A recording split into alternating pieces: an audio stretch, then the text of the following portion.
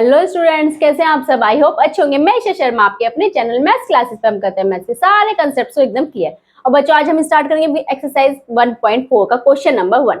चलिए question read करते हैं। Evaluate each of the following. हमें कुछ क्वेश्चन दिए गए, हमें क्या करना है, इनको सॉल्व करना है। फर्स्ट पार्ट है हमारा -30 डिवाइड बाय 10। हमें -30 को 10 से डिवाइड करना है। डिवीजन सबको आता होगा बच्चों, सेम वही डिवीजन करेंगे। -30 इसको हम ऐसे लिख लेंगे डिवाइड बाय 10। जब 10 को 30 से 30 को 10 से डिवाइड करेंगे तो कितना आएगा 3।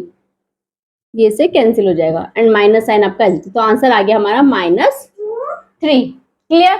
नेक्स्ट पार्ट है हमारा 50 डिवाइड बाय -5। हमें 50 को डिवाइड करना है किससे, -5 से। तो सिंपली हम 5 को 50 से डिवाइड करेंगे, कितना आएगा 10। और जो हमारा माइनस साइन है डिनोमिनेटर में वो भी आएगा एज इट इज, तो आ गया -10 आंसर। क्लियर। नेक्स्ट पार्ट है -36 डिवाइड बाय -9। हमें करना है -36 को डिवाइड करना है -9 से। मैंने आपको इंट्रोडक्शन पार्ट में बताया था, जब हमारे दोनों ही इंटीजर्स कैसे होते हैं, निगेटिव होते हैं, तो आंसर क्या आता है हमारा पॉजिटिव। 9 को 36 से डिवाइड करेंगे, कितना आएगा 9 4 जा 36, तो आंसर आएगा 4। क्लियर है बच्चों। -49 डिवाइड बाय 49। -49 को हम डिवाइड करेंगे 49 से, तो 49 से 49 कैंसिल, आंसर आएगा हमारा -1। ठीक। नेक्स्ट है 13 डिवाइड बड़ा ब्रैकेट -2 + 1 ब्रैकेट क्लोज। तो इसको कैसे सॉल्व करेंगे, पहले हम ब्रैकेट को सॉल्व करेंगे। 13 डिवाइड बाय -2 + 1 कितना हो जाएगा, ये हो जाएगा -1। अब हम करेंगे 13 को डिवाइड करेंगे किससे, -1 से। 13 डिवाइड बाय -1, तो आंसर कितना आएगा -30। तो इसका आंसर हमारा क्या आया, -30 है। आज हम करेंगे ई पार्ट।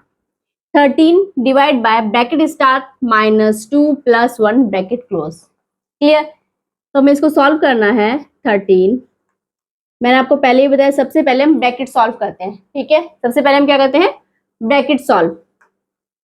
-2 + 1, -2 + 1 कैसे होगा, एक इंटीजर आपका निगेटिव है, एक इंटीजर आपका पॉजिटिव है, तो प्लस माइनस माइनस, तो 2 - 1 1 एंड साइन आएगा माइनस का। क्लियर। तो ये हमारे पास हो गया 13 डिवाइड बाय -1। जब 13 को -1 से डिवाइड करेंगे तो आंसर कितना आएगा बच्चों, -13। क्लियर। क्वेश्चन समझ में आया बच्चों। चलिए नेक्स्ट पार्ट करते हैं। 0 डिवाइड बाय -12। मैंने आपको इंट्रोडक्शन पार्ट में बताया था, जब भी हम 0 को किसी नंबर या किसी इंटीजर से डिवाइड करते हैं, 0 डिवाइड बाय -12, जब भी हम 0 को किसी इंटीजर से डिवाइड करते हैं तो आंसर क्या आता है बच्चों, हमारा आंसर आता है 0। क्लियर। जी पार्ट है -31 divide by bracket start -30 + -1 bracket close. कैसे करेंगे इस क्वेश्चन को बच्चों, -31 हमारा एज इट इज रहेगा, डिवाइड का साइन लगाएंगे। फर्स्टली क्या सॉल्व करेंगे आप, ब्रैकेट। क्लियर। अब तो आप सबको भी पता चल गया होगा ये। ठीक है, -30। देखो बच्चों यहाँ पर दो साइन एक साथ है, एक प्लस का एक माइनस का, तो साइन कौन सा आएगा हमारा, माइनस का, क्योंकि दोनों के साइन कैसे हैं, डिफरेंट। तो जब डिफरेंट साइन होता है तो क्या होता है, माइनस। देन -31 डिवाइड -30 एंड -1 कितना हो जाएगा, -31। सेम साइन के इंटीजर्स हैं तो इंटीजर्स क्या होंगे, ऐड। जब भी हमारे सेम साइन के इंटीजर्स होते हैं तो क्या होते हैं, ऐड। और साइन कौन सा आता है हमारे बड़े वाले नंबर का, तो -31। अब हम क्या करेंगे, -31 डिवाइड बाय -31। 31 से 31 कैंसिल, कितना आएगा 0। 0 आएगा बच्चों, बताओ, ये आएगा 1। जब 31 को 31 से डिवाइड करेंगे तो क्या आएगा 1। 0 तब आता है जब 31 को 31 से सब्ट्रैक्ट करते हैं। अगर हम 31 को सेम नंबर में सेम नंबर सब्ट्रैक्ट करते हैं तो आंसर आता है 0। जब हम सेम नंबर को सेम नंबर से डिवाइड करते हैं तो आंसर आता है 1। और दोनों इंटीजर्स कैसे हमारे, सेम साइन के, निगेटिव है, तो आंसर कैसा आएगा हमारा, पॉजिटिव। माइनस मीन्स माइनस से माइनस भी कैंसिल। ठीक है, तो आएगा हमारा 1। क्लियर है बच्चों। चलिए नेक्स्ट पार्ट देखते हैं। -36 divide by 12 bracket close, then again divide and 3। इसमें हमारे पास डिवाइड के कितने साइन है, 2। 2 बार डिवाइड, देखिए बच्चों घबराना नहीं है। फर्स्टली हम अपने वही अप्रोच फॉलो करेंगे। फर्स्टली हम क्या करेंगे, ब्रैकेट को सॉल्व करेंगे। क्लियर? आप क्वेश्चंस को स्टेप बाय स्टेप करोगे तो आपके क्वेश्चन गलत नहीं होंगे। ठीक है, हमें क्या करेंगे, पहले हम ब्रैकेट को सॉल्व करते हैं। -36 डिवाइड बाय 12 एंड यहाँ पर हमारा डिवाइड एंड ये 3 एज इट इज रखेंगे। ठीक है, हम 36 और 12 से डिवाइड करेंगे। 12 3 जा 36, तो ये क्या आ गया हमारे पास, -3 डिवाइड बाय 3। अब क्या करेंगे, -3 को हम क्या करेंगे, 3 से डिवाइड करेंगे। देन -3 डिवाइड बाय 3, 3 से 3 कैंसिल, आंसर 1। अब एक इंटीजर हमारा निगेटिव है, एक इंटीजर हमारा पॉजिटिव, तो आंसर कैसा आएगा, आंसर आएगा निगेटिव। तो आंसर आया हमारा -1। क्लियर है बच्चों? कोई डाउट, अगर आपको कोई भी डाउट हो तो आप मुझे कमेंट बॉक्स में पूछ सकते हैं। इस क्वेश्चन का लास्ट पार्ट करते हैं। हमारे पास 2 ब्रैकेट गिवन है और बीच में क्या है, डिवाइड का साइन। तो हम फर्स्टली अपने ब्रैकेट्स को सॉल्व करेंगे। ठीक है बच्चों, -6 + 5 कितना हो जाएगा हमारे पास, -1। क्लियर है, -6 + 5, एक इंटीजर निगेटिव एक इंटीजर पॉजिटिव, डिफरेंट साइन है तो क्या होंगे हमारे इंटीजर, सब्ट्रैक्ट होंगे, तो क्या आएगा, -1। देन डिवाइड, -2 + 1 ये आएगा -1। क्लियर? हम क्या करेंगे, -1 डिवाइड बाय -1, 1 से 1 cancel, 1 answer, and then minus से माइनस कैंसिल, तो आंसर आएगा हमारा पॉजिटिव।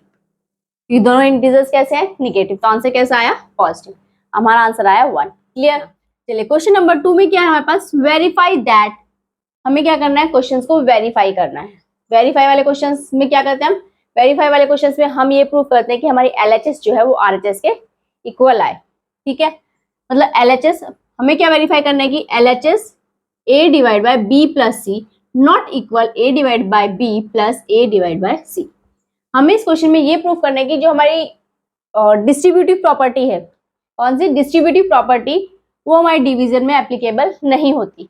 इसलिए यहाँ बीच में साइन कौन सा आपका, नॉट इक्वल का। ये साइन कौन सा होता है हमारा, इक्वल का, एंड दिस साइन होता है हमारा नॉट इक्वल का। क्लियर? तो हमें इसमें प्रूव करना है कि हमारी LHS RHS के इक्वल नहीं है।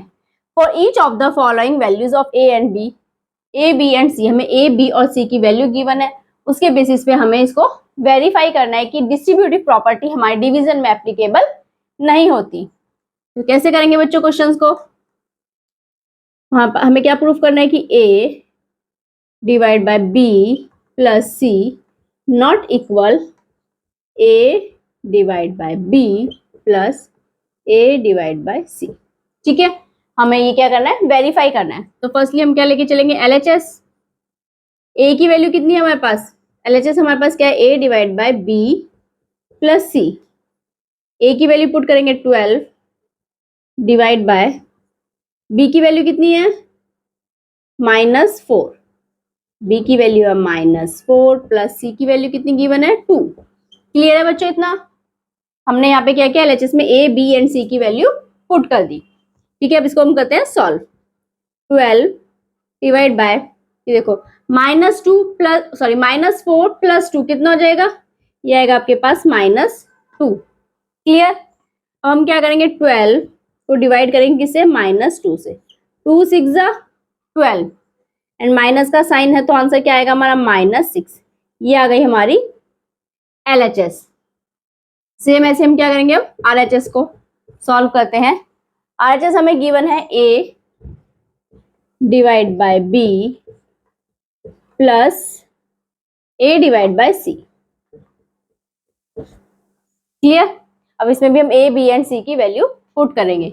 A की वैल्यू कितनी गिवन है हमें, A की वैल्यू है 12, A की वैल्यू है 12 डिवाइड बाय B की वैल्यू है -4 प्लस A की वैल्यू कितनी है 12 डिवाइड बाय C की वैल्यू कितनी गिवन है हमें, 2। कितनी है C की वैल्यू, 2। क्लियर? हमने यहाँ A B C की वैल्यू पुट कर दी।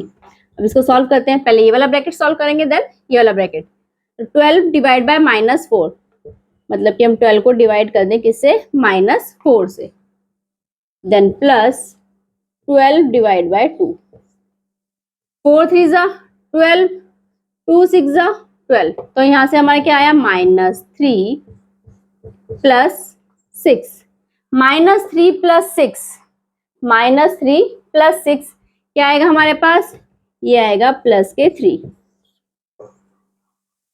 क्या होगा, प्लस माइनस माइनस, 6 में 3 को सब्ट्रैक्ट करेंगे कितना आएगा 3, और 6 हमारा कैसा है पॉजिटिव, तो आंसर कैसा आएगा हमारा पॉजिटिव। क्लियर। देखो बच्चों, LHS हमारी -6 आई, RHS हमारी 3 आई, तो हम लिखेंगे कि LHS not equal to RHS। Clear. हमारी LHS जो है वो RHS के इक्वल नहीं है, देयरफॉर हम कह देंगे कि हमारा A divide by B plus C not equal to A divide by B plus A divide by C। Clear. समझ में आया बच्चों। हमें इस क्वेश्चन में ये प्रूव करना था कि ये जो होती है हमारी, ये हमने पढ़ी है पहले, ये होती है हमारी डिस्ट्रीब्यूटिव प्रॉपर्टी। हमने मल्टीप्लिकेशन और एडिशन में पढ़ा है। मल्टीप्लिकेशन जब हमने किया था इंटीजर्स का, तब उसमें हमने पढ़ा था डिस्ट्रीब्यूटिव प्रॉपर्टी। तो हमें बताना है कि डिस्ट्रीब्यूटिव प्रॉपर्टी हमारे डिवीजन में एप्लीकेबल नहीं होती, तो हमने उसको वो प्रूव कर दिया। क्लियर। इस क्वेश्चन का बी पार्ट करते हैं बच्चों। अब ए की वैल्यू हमारे पास क्या गिवन है -10, बी की वैल्यू 1, सी की वैल्यू 1। तो हमें प्रूव करना है कि a divide by b plus C not equal a divide by b plus a divide by c। Clear. LHS लेंगे, सेम हमने जैसे फर्स्ट पार्ट किया था इसका, इसी तरह से इसको करेंगे। बस इसमें हम हमारी a b एंड c की वैल्यू क्या हो गई, डिफरेंट हो गई। तो डिवीजन वाली जो हमारी डिस्ट्रीब्यूटिव प्रॉपर्टी होती है, वो आप a b c की वैल्यू कोई भी ले लो, किसी भी वैल्यू पर ये मतलब कि नॉट इक्वल ही आएगा आपका। ठीक है। तो हम क्या करेंगे, हम LHS लेंगे a divide by b plus C. a की वैल्यू कितनी है हमारे पास -10, देन डिवाइड, b की वैल्यू है 1 प्लस c की वैल्यू कितनी है 1। इसको सॉल्व करते हैं, ये आएगा -10 डिवाइड बाय 1 प्लस 1 कितना हो जाएगा 2, तो जाएगा -10 डिवाइड बाय 2, 2 5 जा 10, तो इसकी वैल्यू कितनी आ गई हमारे पास, आ गई -5। ये आ गई हमारी LHS की वैल्यू। सेम हम RHS की वैल्यू निकाल लेते हैं। RHS ये होगा हमारे पास a divide by b plus a divide by c। क्या करेंगे, a b c की वैल्यू पुट करते हैं। a की वैल्यू हमारे पास -10 डिवाइड बाय b की वैल्यू कितनी गिवन है 1 प्लस a की वैल्यू हमारे पास -10, c की वैल्यू भी कितनी गिवन है 1। ठीक है। -10 को 1 से डिवाइड करेंगे तो कितना आएगा बच्चों -10, क्योंकि हम किसी भी इंटीजर को जब हम 1 से डिवाइड करते हैं तो आंसर क्या आता है, सेम इंटीजर। फिर -10 को 1 से डिवाइड करेंगे, वो भी कितना आएगा -10। अभी हो जाएगा आपका -10 प्लस माइनस -10, देन -10 एंड -10 कितना हो जाएगा बच्चों, ये हो जाएगा -20।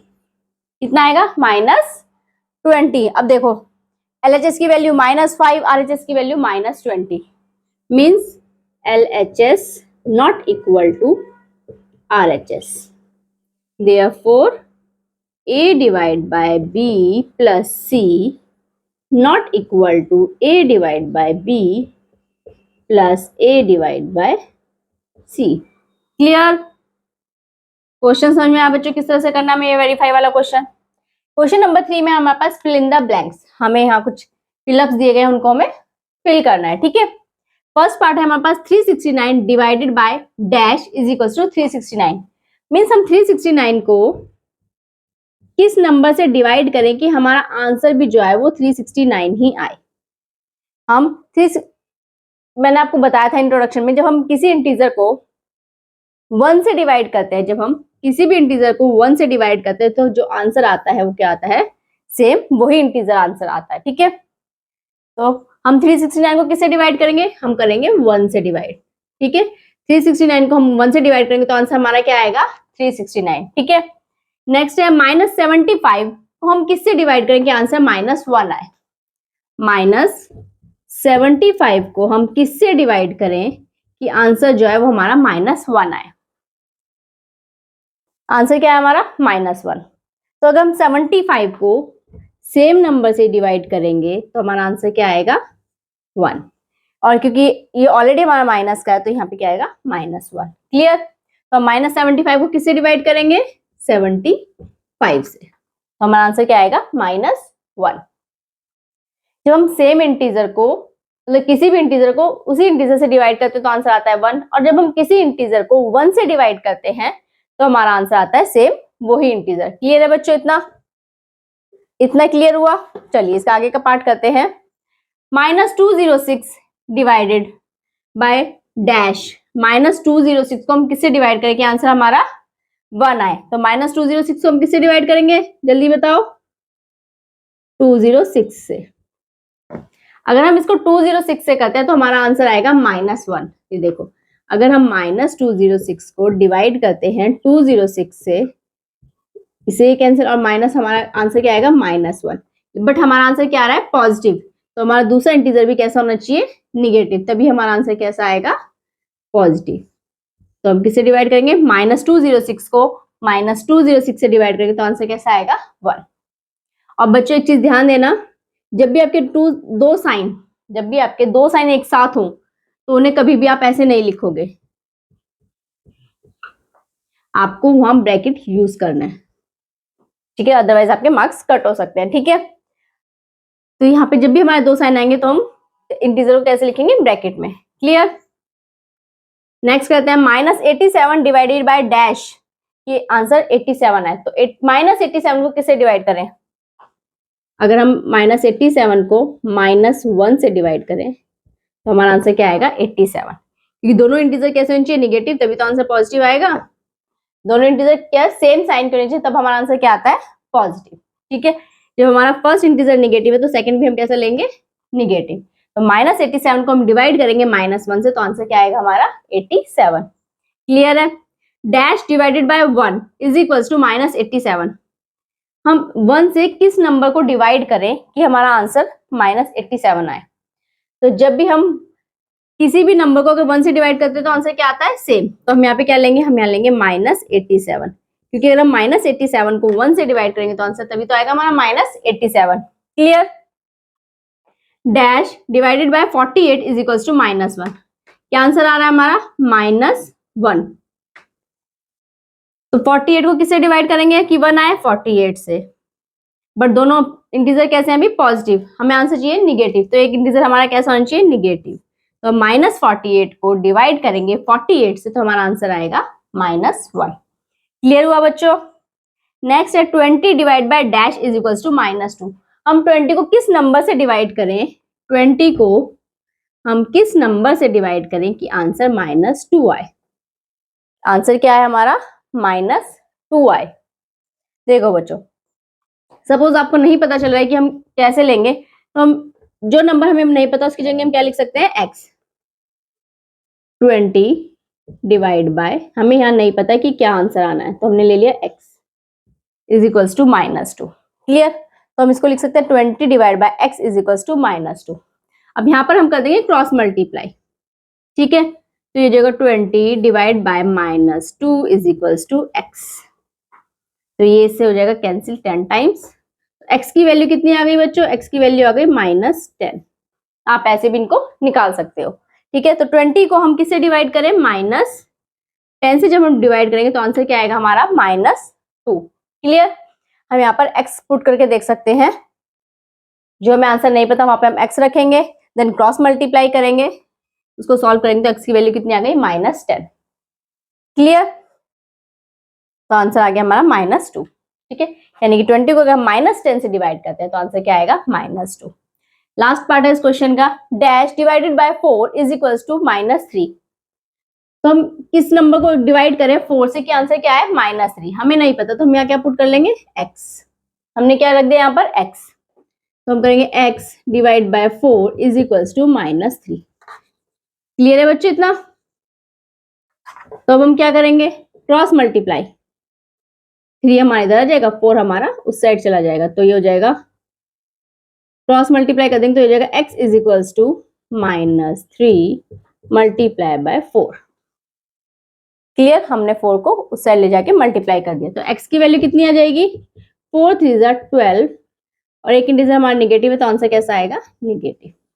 तो हम यहाँ x की जगह क्या पुट करेंगे? -12। तो अगर हम -12 को 4 से डिवाइड करते हैं तो हमारा आंसर क्या आएगा? -3। क्लियर है बच्चों इतना? अगर आपको नहीं पता चला, आप x पुट करिए, उसको सॉल्व कीजिए, आपका आंसर आ जाएगा। समझ में आया? तो ये हमें फिलअप्स कैसे फिल करने हैं? क्वेश्चन नंबर 4 रीड करते हैं। Right 5 pairs of integers a, b। हमें इंटीजर्स के 5 पेयर बनाने हैं, ठीक है? क्या करना है हमें?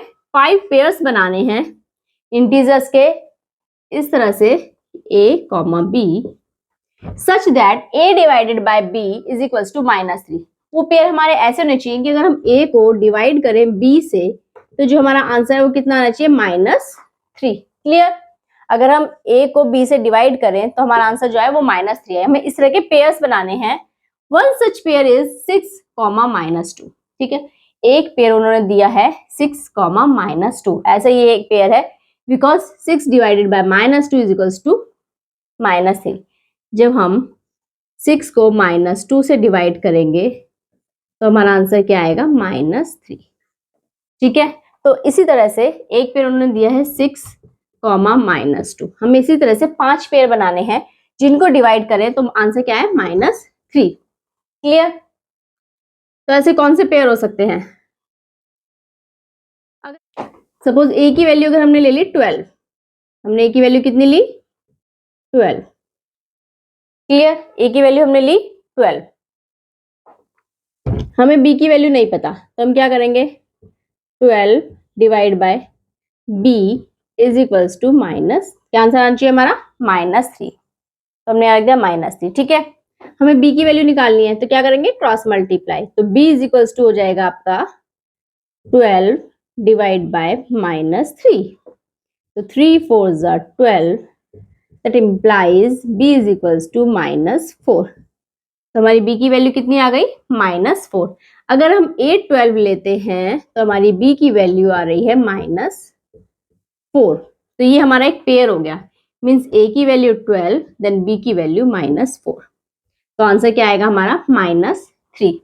क्लियर? इसमें हमारा एक इंटीजर पॉजिटिव होगा, एक इंटीजर कैसा होगा? निगेटिव होगा। क्लियर है बच्चों? एक इंटीजर आपको पॉजिटिव लेना, एक इंटीजर आपको निगेटिव लेना, वो आप कोई सा भी ले सकते हैं। चलिए देखो, इस बार हम a की वैल्यू पुट करते हैं, हम निगेटिव ले लेते हैं। a की वैल्यू हमने पुट करी, लेट्स से हम a की वैल्यू पुट करें -3। क्या पुट की हमने a की वैल्यू? -3। तो हमें क्या चाहिए? a divide by b is equals to -3 हमारा आंसर आना चाहिए। a की वैल्यू हमने लिखी -3, b की वैल्यू हमें नहीं पता है -3। तो क्रॉस मल्टीप्लाई करेंगे तो b इज इक्वल्स टू क्या आ जाएगा? -3 डिवाइड बाय -3, ये कैंसिल, तो b की वैल्यू आ गई हमारे पास 1। अगर हम a की वैल्यू -3 लेते हैं तो b की वैल्यू कितनी होगी हमारे पास? b की वैल्यू होगी 1। तो एक पेयर हमारे पास ये आ गया। अगर हम a की वैल्यू -3 लेते हैं तो b की वैल्यू क्या हो जाएगी? 1। तो क्योंकि जब हम -3 को 1 से डिवाइड करेंगे तो आंसर कितना आएगा हमारे पास? -3। क्लियर है? तो इस तरह से आप इनके पेयर्स बना सकते हैं। एक पेयर और बनाते हैं। अब बच्चों आप बताओ, हम a की वैल्यू क्या लें? a की वैल्यू क्या लिखे? अब हम सपोज a की वैल्यू मैं लिख लेती हूं, हम a की वैल्यू लिख लेते हैं -9। हमने a की वैल्यू क्या ले ली? -9। क्लियर है? Then a divide by b is equal to कितना आना चाहिए हमारे पास? -3। a की वैल्यू हमने पुट की -9 डिवाइड में b इज इक्वल टू -3। तो b की वैल्यू कितनी आ जाएगी? -9 डिवाइड बाय -3। क्रॉस मल्टीप्लीकेशन का कॉन्सेप्ट समझ में आया बच्चों? यहाँ पे हम क्या करते हैं? क्रॉस, आप देखो, इसके आप नीचे लिख सकते हैं डिनोमिनेटर में 1, देन इसकी मल्टीप्लाई इसके साथ, इसकी मल्टीप्लाई इसके साथ, तो हमारा जाता है b is equals to -9 upon -3। ठीक है, देखो ऐसे होता है ये, मैं आपको बताती हूँ। क्रॉस मल्टीप्लाई -9 की मल्टीप्लाई करेंगे 1 के साथ, देन b की मल्टीप्लाई करेंगे -3 के साथ। क्लियर? तो ये जाएगा -9 is equals to b multiply -3। हमें b की वैल्यू फाइंड आउट करनी है, तो -3 इसके साथ कैसा आ जाएगा? डिवाइड में, तो b is equals to -9 divide by -3। आया समझ में बच्चों? 3 से इसको कैंसिल करेंगे तो कितना आएगा 3। तो बी की वैल्यू हमारे पास आ गई 3।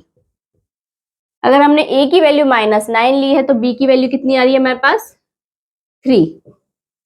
क्लियर। तो एक पेयर हमारा ये हो गया -9, 3। क्लियर है। इस तरह से आप इसके बहुत सारे पेयर्स बना सकते हैं। एक पेयर आपको ऑलरेडी बुक में गिवन था, 3 पेयर्स मैंने बनवा दिए, बाकी के 2 पेयर्स आप लोग मुझे बना के बताओगे कमेंट बॉक्स में। क्लियर। क्वेश्चन क्लियर हुआ बच्चों। नंबर 5। चलिए अपना क्वेश्चन रीड करते हैं। The temperature eight 12 Noon was 10 degree Celsius above 0। 12 Noon means दिन के 12 बजे, यानी कि दोपहर के 12 बजे कितना टेम्परेचर है 10 degree Celsius above 0। Above 0 means positive है आपका। जब आप नंबर लाइन की बात करते हैं तो यानी कि 0 से ज्यादा, तो 1 2 3 4 5, यानी कि positive 10 degree Celsius. Clear. If it decreases at the rate of 2 degree Celsius, decreases means कम हो रहा है टेम्परेचर आपका कितना 2 डिग्री सेल्सियस पर आवर। हर 1 घंटे में 2 डिग्री सेल्सियस आपका टेम्परेचर क्या हो रहा है कम हो रहा है अंटिल मिडनाइट, रात के 12 बजे तक। मिडनाइट मीन्स रात के 12 बजे तक आपका टेम्परेचर हर 1 घंटे में 2 डिग्री सेल्सियस कम हो रहा है। At what time would the temperature be 8 degree Celsius below 0। तो हमसे क्वेश्चन में पूछा गया है कि 8 degree Celsius below 0। Below 0 means आपकी जो वो माइनस में आ जाएगा, -1 -2 -3, ऐसे -8 डिग्री सेल्सियस टेम्परेचर आपका किस टाइम पे होगा, ये हमसे पूछा गया है। ठीक है, ये हमसे पूछा गया है कि -8 डिग्री सेल्सियस आपका जो टेम्परेचर है वो किस टाइम पे होगा। What would be the temperature at midnight. इस क्वेश्चन के 2 पार्ट्स हैं। सेकंड में हमसे पूछा गया है कि रात के 12 बजे क्या टेम्परेचर होगा। ठीक है, फर्स्ट पार्ट में पूछा गया है कि -8 डिग्री सेल्सियस टेम्परेचर किस टाइम पे होगा। सेकंड पूछा गया कि रात के 12 बजे आपका टेम्परेचर कितना होगा। ठीक है, तो क्वेश्चन कैसे करेंगे बच्चों। फर्स्टली हम इसको नंबर लाइन पे समझते हैं। देखो ये आपकी एक नंबर लाइन है, 1 2 3 4 5 6 7 8 9 एंड 10। ये -1 -2 -3 -4 -5 -6 -7 एंड -8। क्लियर। ये जो आपको दिए गए हैं ये आपके टेम्परेचर है। ये क्या है आपके, ये आपके टेम्परेचर है। ठीक है, ये 10 डिग्री सेल्सियस। ठीक है, तो टेम्परेचर 10 डिग्री सेल्सियस अबव 0। तो पॉजिटिव 10 डिग्री सेल्सियस टेम्परेचर कब है आपका, जो ये टेम्परेचर है ये है 12 नून पे, यानी कि दोपहर के 12 बजे आपका 10 डिग्री सेल्सियस टेम्परेचर है। और हर 1 घंटे में 2 डिग्री सेल्सियस टेम्परेचर कम हो रहा है। 2 डिग्री सेल्सियस टेम्परेचर कम हो रहा है, यानी कि 10 से 8 टेम्परेचर हो रहा है 1 घंटे में। अगर ये 12 बजे है तो ये कितने बजे होगा 11 बजे, सॉरी ये कितने बजे होगा 1। ठीक है, 1 PM। 1 PM पे टेम्परेचर कितना होगा आपका 8 डिग्री सेल्सियस। इस तरह से आपका 2-2 डिग्री सेल्सियस जो है वो हर घंटे में कम हो रहा है। और हमारा टेम्परेचर कहां तक जा रहा है -8 डिग्री सेल्सियस तक। कहां तक जा रहा है हमारा -8 डिग्री सेल्सियस तक। ठीक है, ये देखो यहाँ 1 बजे है, 2 डिग्री सेल्सियस कम होगा, यहाँ 2 पे दिन के 2 बज जाएंगे आपको, फिर ये 3, देन यहाँ पर 4, यहाँ पर 5 6 7 8 9। तो 1 PM 2 PM 3 4 5 6 7 8 9, तो ये हो गया आपका 9 PM। तो रात के 9 बजे आपका टेम्परेचर कितना होगा -8 डिग्री सेल्सियस। समझ में आया बच्चों क्वेश्चन। स्टार्टिंग में हमारा टेम्परेचर था 10 degree Celsius, positive 10 degree Celsius. Temperature कम होते होते हो गया -8 डिग्री सेल्सियस। तो हमें बताना है कि -8 डिग्री सेल्सियस जो कम हो किस टाइम पे हुआ, उस टाइम क्या टाइम हो रहा है। जो हमारा टेम्परेचर है वो किस रेट से कम हो रहा है, -2 डिग्री सेल्सियस की रेट से कम हो रहा है। यानी कि 1 घंटे में हमारा टेम्परेचर 2 डिग्री सेल्सियस कम हो रहा है। जब टेम्परेचर 10 से 8 आया तो हमारा 1 घंटा हो चुका था। ठीक है, तो यानी कि हमारे 12 से 1 बज गए थे। जब 8 से 6 पे आया टेम्परेचर 2 डिग्री फिर से कम हुआ तो हमारा टाइम क्या हो गया 2 o'clock। ऐसे करते करते जब रात के 9 o'clock हुए 9 PM, देन हमारा टेम्परेचर क्या हो गया 8 डिग्री सेल्सियस। क्लियर, समझ में आया बच्चों? इसको हम इस तरह भी कर सकते हैं, इसको हम लिख सकते हैं टेम्परेचर एट बिगनिंग 12 नून। 12 नून में क्या टेम्परेचर था 10 degree Celsius. Clear, rate of change of temperature, किस रेट से कम हो रहा है आपका टेम्परेचर 2 डिग्री सेल्सियस। हर घंटे में 2 डिग्री सेल्सियस क्या है आपका टेम्परेचर कम हो रहा है, क्योंकि टेम्परेचर डिक्रीज हो रहा है तो हम इसको माइनस से शो करेंगे और आपका जो टेम्परेचर इसको हम पॉजिटिव शो करेंगे क्योंकि ये 10 डिग्री सेल्सियस अबव 0 है। क्लियर, ये आपका हो गया। इसमें अब आपका जो टेम्परेचर है एट 12 नून पे 10 डिग्री सेल्सियस था, टेम्परेचर एट 1 PM, 1 PM पे कितना टेम्परेचर होगा आपका 10, डिक्रीज हो रहा है तो 10 माइनस 2, या आप इसको ऐसे लिखें कि 10 डिग्री सेल्सियस प्लस माइनस 2, जितना टेम्परेचर कम हुआ हमने इसमें वो क्या किया ऐड, तो हमारा क्या आंसर आया 8 डिग्री सेल्सियस। तो 1 PM पे कितना टेम्परेचर है 8 degree Celsius. Temperature at 2 PM, 2 PM पे कितना होगा 8 डिग्री सेल्सियस में ऐड करेंगे हम माइनस 2, तो ये हो जाएगा हमारे पास 6 डिग्री सेल्सियस। क्लियर, इस तरह से हम करते रहेंगे इसको। टेम्परेचर एट 3 PM, 3 PM पे टेम्परेचर कितना होगा 6 प्लस क्या ऐड करेंगे इसमें माइनस 2, तो ये हो जाएगा आपका 4 डिग्री सेल्सियस। क्लियर, तो ये कितना हो गया 4 डिग्री सेल्सियस। इस तरह से हम इसको लिखते रहेंगे। हम यहाँ पे कर लेते हैं इसको टेम्परेचर एट 4 PM, 4 PM पे कितना टेम्परेचर होगा 4 प्लस माइनस 2, तो ये आपका आ जाएगा 2 degree Celsius. Then temperature at 5 PM, तो ये हो जाएगा 2 प्लस माइनस 2, तो ये आ जाएगा आपका पास 0। देखो 5 PM पे कितना टेम्परेचर है 0 degree Celsius. Clear, temperature at 6 PM कितना होगा 0 प्लस माइनस 2, आ जाएगा आपके पास माइनस 2 डिग्री सेल्सियस। 6 PM पे कितना टेम्परेचर है minus 2 degree Celsius. Temperature at 7 PM, 7 PM पे कितना होगा माइनस 2, देन प्लस माइनस 2, आ गया माइनस 4 डिग्री सेल्सियस। क्लियर है बच्चों?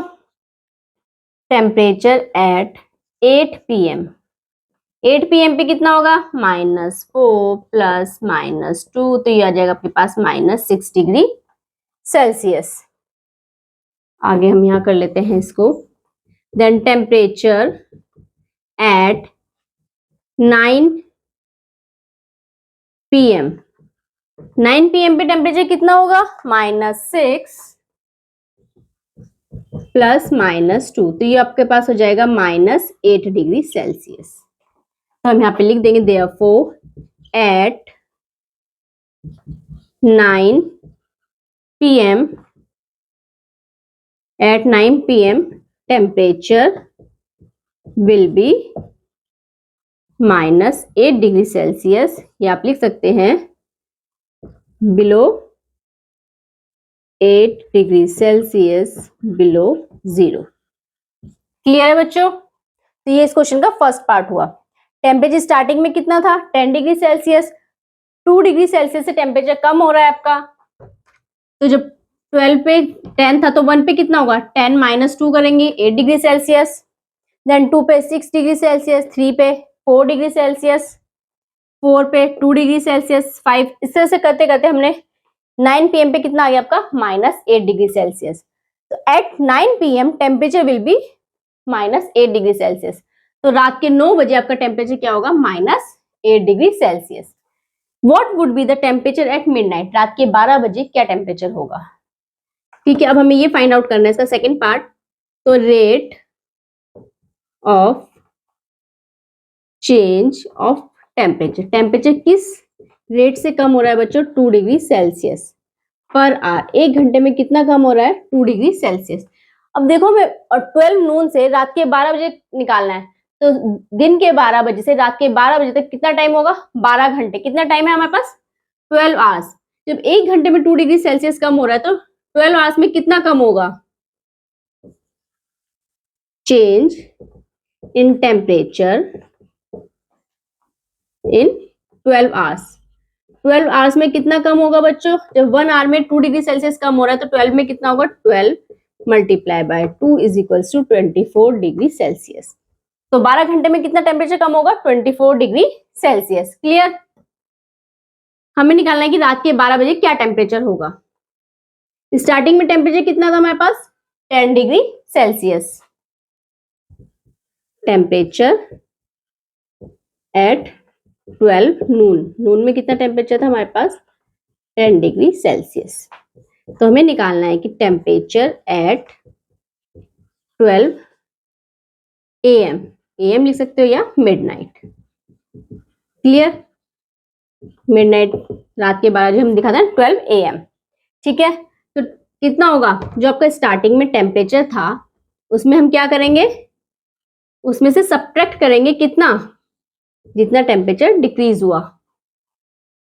ठीक है, क्या करेंगे? उसमें से जितना टेम्परेचर कम हुआ उसको क्या करेंगे? माइनस। तो जब हम 10 में से 24 को सब्ट्रैक्ट करेंगे तो आंसर कितना आएगा हमारे पास? ये आएगा 40 माइनस 14 डिग्री सेल्सियस। तो रात के 12 बजे कितना टेम्परेचर होगा आपका? Minus 14 degree Celsius.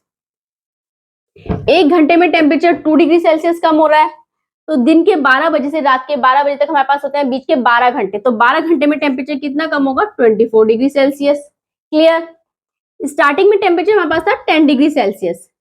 ठीक है, अब हर घंटे 2 डिग्री सेल्सियस कम हो रहा है, तो 12 घंटे में 24 डिग्री सेल्सियस कम हुआ, तो रात के 12 बजे कितना टेम्परेचर होगा? जब 10 में से 24 को सब्ट्रैक्ट करेंगे तो आंसर आएगा माइनस 14 डिग्री सेल्सियस। तो रात के 12 बजे हमारे पास टेम्परेचर होगा minus 14 degree Celsius. Clear? Question I hope बच्चों आपको समझ में आया होगा। चलिए अपना क्वेश्चन रीड करते हैं।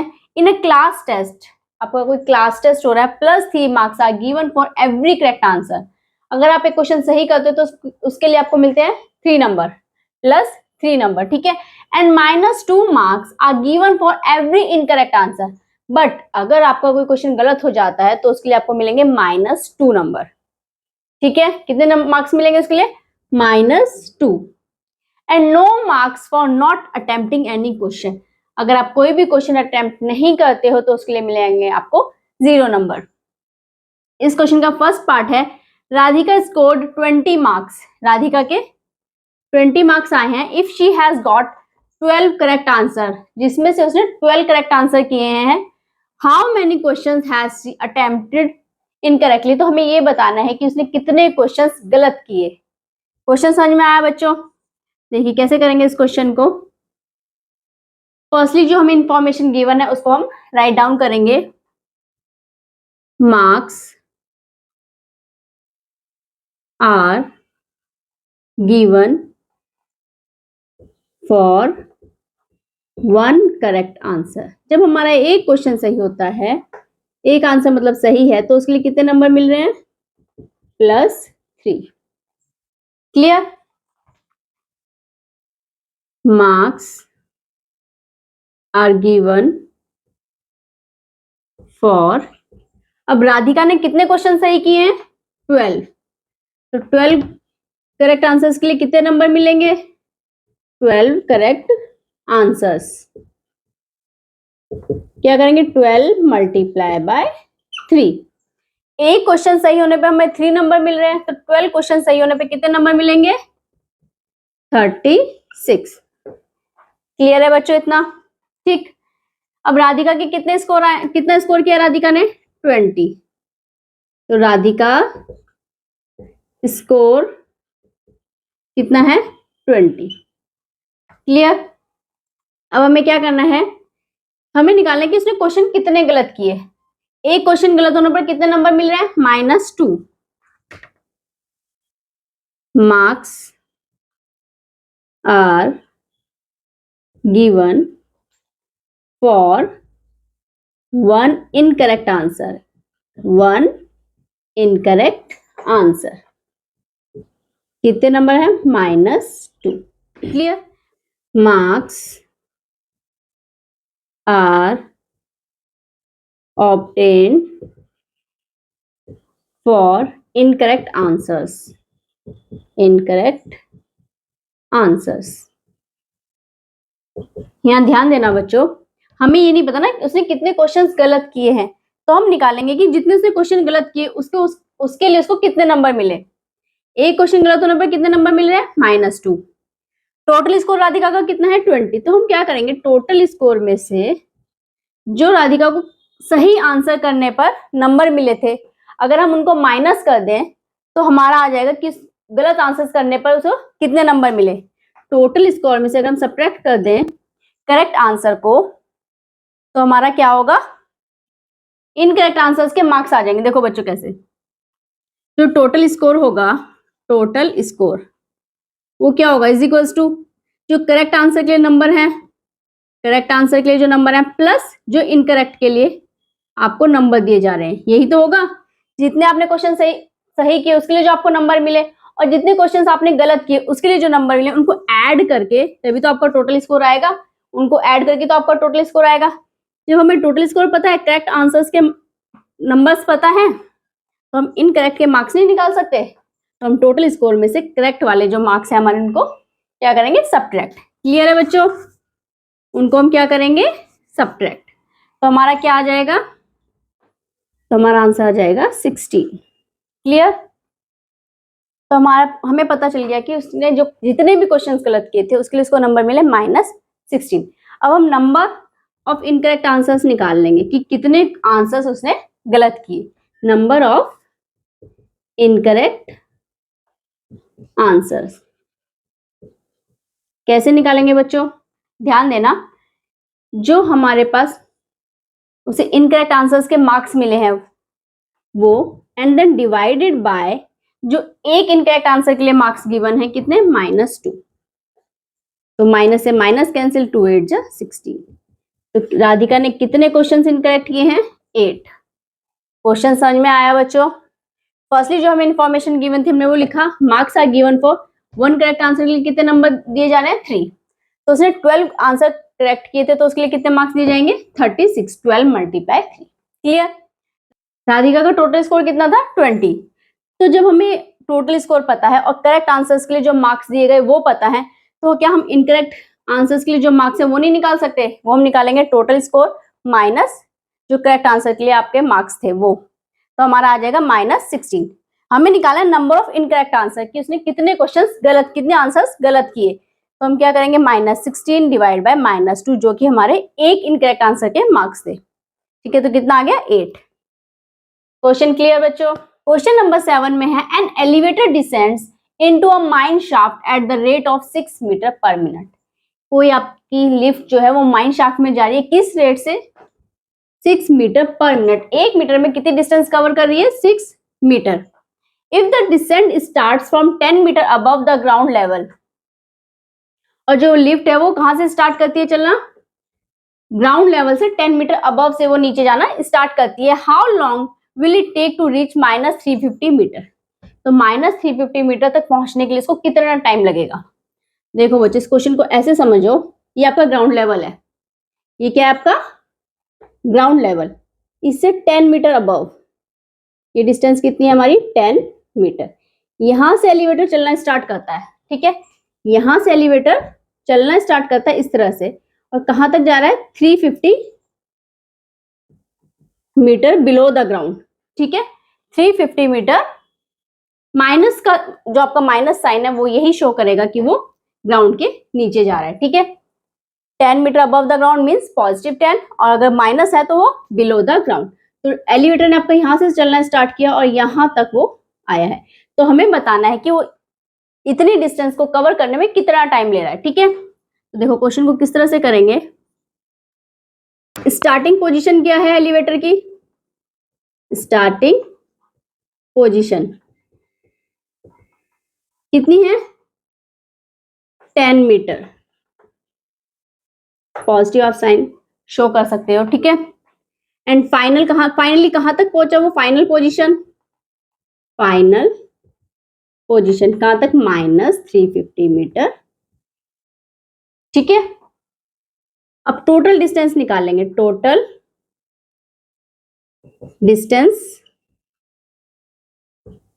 डिस्टेंस कैसे आएगी हमारी, देखो 350 में अगर हम एलिवेटर ने यहां से चलना स्टार्ट किया, वो यहां तक आया, तो ये 350 और ये 10 है, तो टोटल डिस्टेंस कैसे आएगी, 350 प्लस 10, तो कितनी आ गई हमारी 360 मीटर। क्लियर है बच्चों, डिस्टेंस हम निकालेंगे तो 350 हमारी ये वाली डिस्टेंस है, 10 हमारी है, दोनों को ऐड करके तो टोटल डिस्टेंस आएगी 350 plus 10 is equals to 360 metre. अब हमें निकालना है टाइम कि 360 मीटर डिस्टेंस को कवर करने के लिए एलिवेटर को कितना टाइम लग रहा है। Time taken to cover 6 metre distance, 6 metre distance को कवर करने के लिए कितना टाइम लग रहा है बच्चों, 6 मीटर डिस्टेंस को कवर करने के लिए कितना टाइम लग रहा है, 1 मिनट का। कितना लग रहा है, 1 मिनट का। क्लियर, तो टाइम टेकन टू कवर, कितनी डिस्टेंस निकाली हमें, 360 मीटर डिस्टेंस को कवर करने के लिए कितना टाइम लगेगा, 360 मीटर डिस्टेंस को कवर करने के लिए कितना टाइम लगेगा बच्चों, 360 डिवाइड बाय 6, 360 डिवाइड बाय 6। यहाँ यूनिटरी मेथड फॉलो हो रहा है आपका। 6 मीटर डिस्टेंस को कवर करने के लिए 1 मिनट लग रहा है, तो 1 मीटर डिस्टेंस को कवर करने के लिए कितना टाइम लगेगा, 1/6।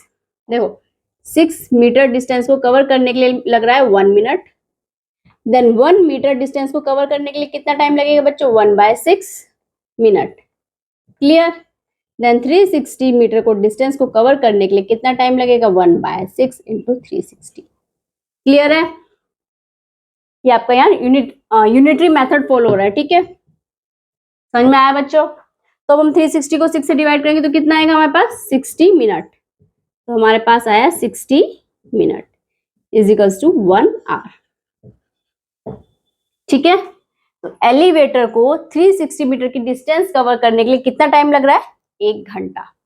क्लियर है बच्चों, स्टार्टिंग पोजीशन थी ग्राउंड लेवल से ऊपर, तो इसलिए हमने पॉजिटिव लिया 10 मीटर, फाइनली हो गया ग्राउंड लेवल के नीचे 350 तक, ठीक है, तो उसको हमने माइनस साइन से शो किया।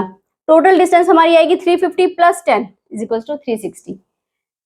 अब किस रेट से एलिवेटर चला है, 6 मीटर पर मिनट, यानी कि 6 मीटर की डिस्टेंस कितने मिनट में कवर कर रहा है, 1 मिनट में, तो 360 मीटर डिस्टेंस कितने मिनट में कवर करेगा, 1 आवर में।